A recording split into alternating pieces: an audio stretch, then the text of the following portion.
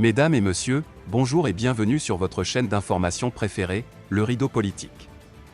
Ici, notre plus grande préoccupation étant de faire du monde un vaste réseau de connaissances. Vous avez toute l'information à l'échelle continentale, mais aussi mondiale.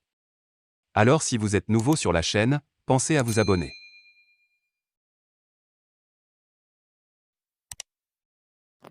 Le ratissage des terroristes prend de plus en plus effet sur l'ensemble du territoire malien.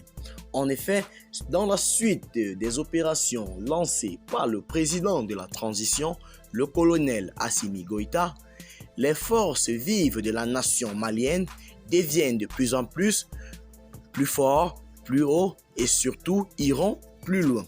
En effet, il s'agit des attaques qui sont à la fois inacceptable et incompréhensible.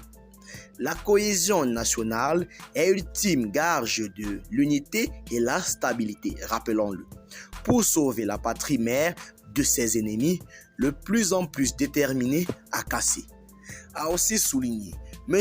Mamadou Ismaïla Konaté, avocat et ancien ministre de la Justice.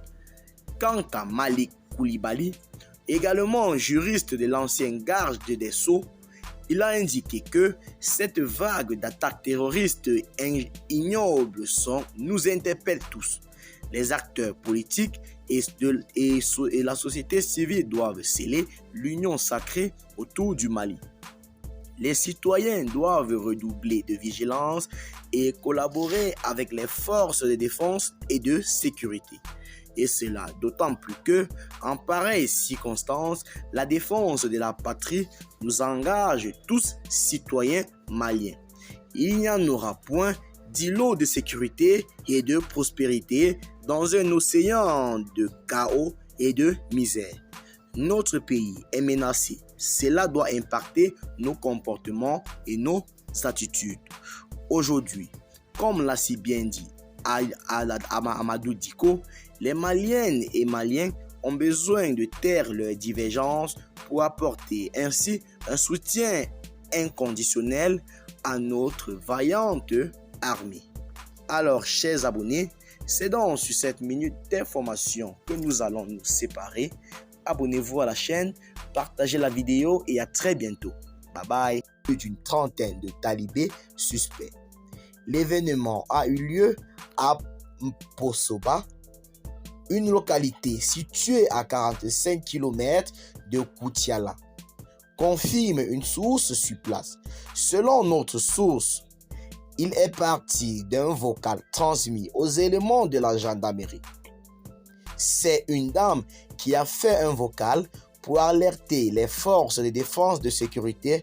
Dans le dit vocal, la dame tire la sonnette d'alarme et annonce que des personnes suspectées se trouvaient dans un endroit.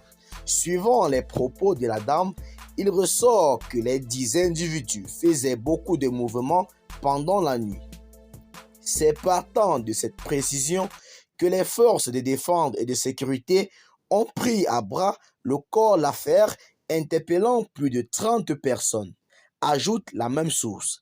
À l'heure où nous mettons cet article sous la presse, les éléments de la gendarmerie sur place n'avaient pas jugé utile de donner plus de détails sur la question.